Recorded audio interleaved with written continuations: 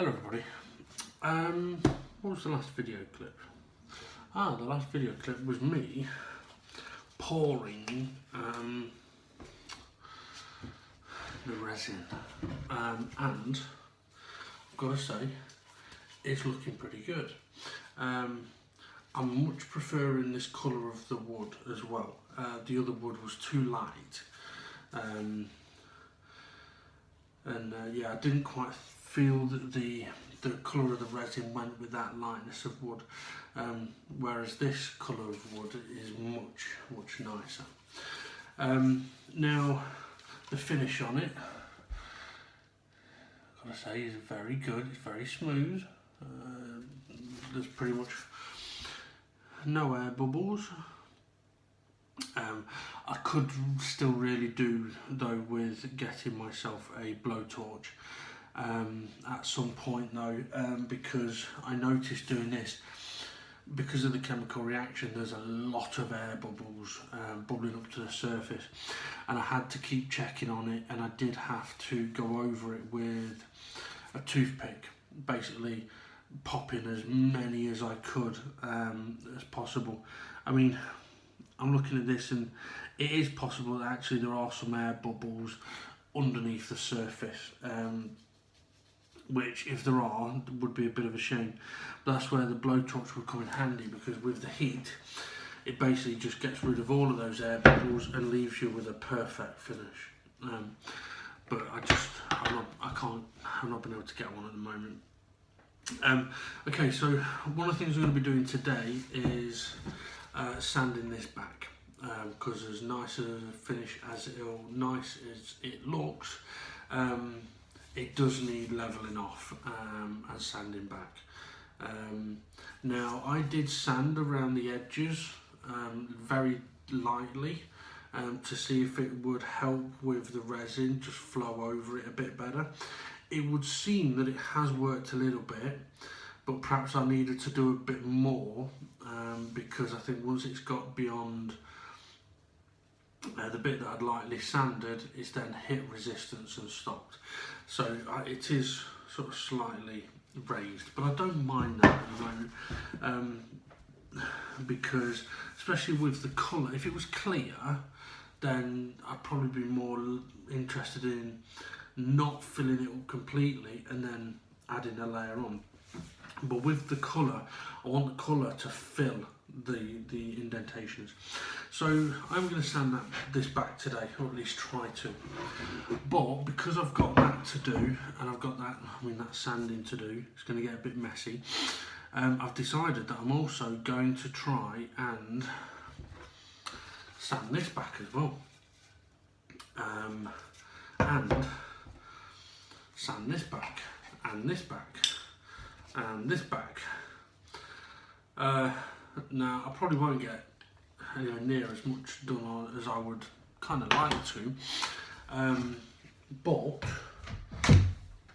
my thought process is that, yes, this is my priority, but considering that I'm going to have to change the sanding sheets a lot, because I'm basically going to sand that down with my triangle sander, or detail sander, because I can get a bit more of an aggressive cut through the materials, and then I can go on to the orbital sander. And obviously for the orbital sander, it's going to have to start off at sort of 180 grit, working up to 3000. So if I'm going to be swapping them about a lot, then I might as well sand all of these back as much as I can, and then when it comes to changing the discs, I can sand my number 2, sand my snake, sand my little things, and then change the disc. Because really what I noticed last time on the test piece was that I didn't have to do lots and lots of sanding with each disc. It was just that overall it ended up being a lot of sanding. So it could take a while, this, but I'm going to see how I get on, because if it is too difficult for me, I will just focus on the number 2, because that is my priority. Everything else is sort of my own personal learning and what's it, but that is actually for someone. Not that they asked for it, but they're getting it anyway. Right, so I'm going to get prepped and ready for making a bit of a mess. And yeah, we'll see how today's going to go.